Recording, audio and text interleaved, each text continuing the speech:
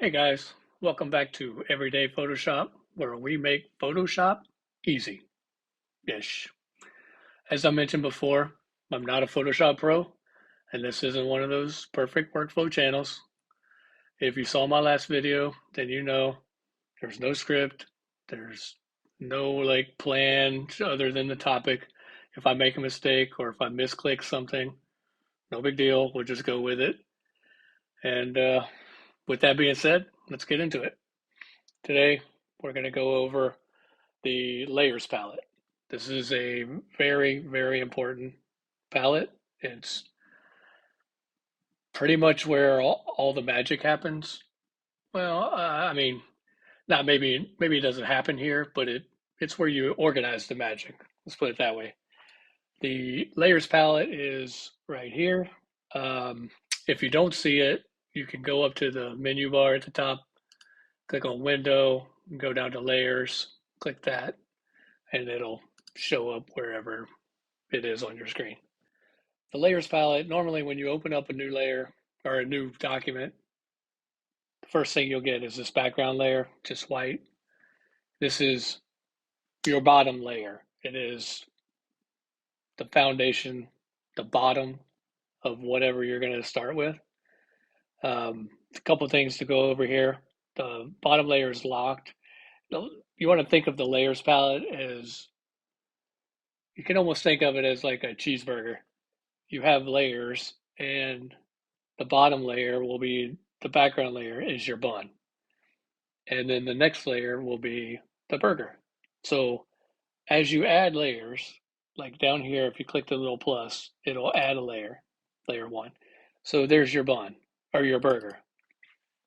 We'll even name it burger. You just double click the layer, double click the name, and you can rename it there. And then working from the bottom up, your next layer, maybe is the cheese. And up from there, we'll add some lettuce. And I don't like tomatoes, so I'm just going to add a top bun.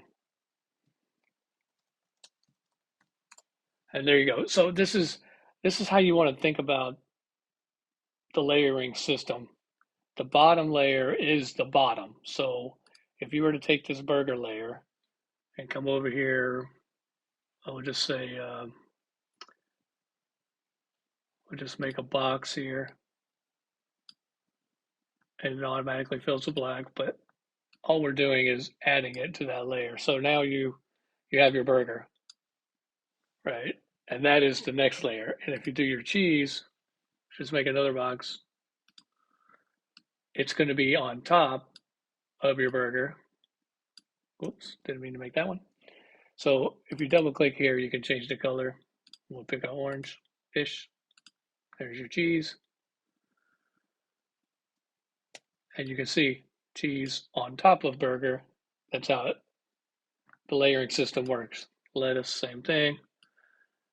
It's going to be green. Didn't mean to do that either. Green, pick here, green, wilted, whatever. And top bun, make another layer. All you're doing is on these shapes here, they automatically fill with color. If you double click it, you can change the color. And we'll pick the world's grossest looking bun. There you go. So I'm going back to the move tool so you can move these around. But you can see here why they stack, how they stack. The topmost layer is also on top of everything. The bottom layer, the background is your color.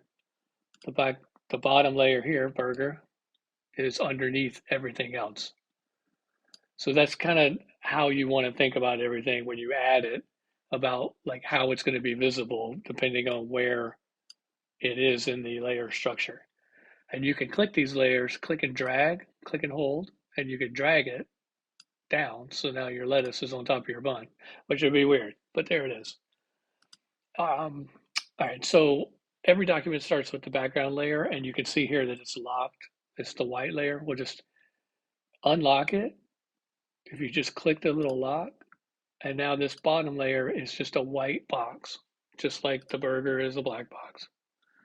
If you click on it, the white layer, and drag it, you can see underneath it, it's just all these little checkerboards. This just means it's transparent. There is no color here, no information, nothing.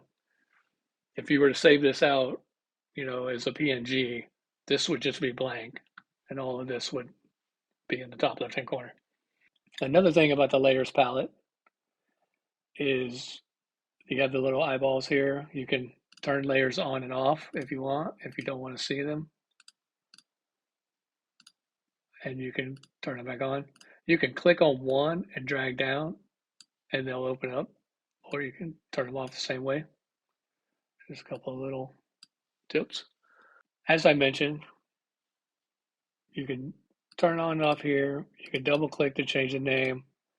You can also group some of these images or layers, sorry, some of these layers. So if this was indeed a burger, you can select these layers by clicking on all of them. And then down here at the bottom of the layers palette, there's a little folder. If you click that, it will put the layers into a folder that you can also rename. And just name it whole burger. And then you can turn that on and off as a whole group. And if you just click on it, you can move the whole thing around as a group. You can also add text to, obviously you can add text and it will create a layer. So if you click and drag, it will add text here. And you just add text layer. And you can change the color. Well, actually, if you just hit the stamp or return, or actually you can't hit return. You have to hit special keys anyway. Just hit the check mark to get that set. So as you can see, the text layer just creates another layer, which you can move just like anything else, up and down. And if you had your text in a spot that you absolutely want it to stay, you can lock it with the little lock right here. And now you can't move it. It can't be moved until you unlock it by clicking into lock. You can also change the opacity of text layer right here, right above it in the text layer box. You can click and slide this to change how much you see it, or you can double click inside of it and type it. The slide method is very nice. The layers palette it does a lot of things, and we're not going to go over all of them right now because it does so much that you forget it and you just wouldn't know. But this is all the basic stuff. We'll go over when you need it when we're doing separate uh, tutorials and stuff. So I'll go over each instance of what we're doing and how we do it and how it is incorporated in the layers palette in future videos. So for now, that's going to do it. And if you happen to like this kind of stuff, feel free to like the video and hit the subscribe button. I'd appreciate it. And I will see you next time.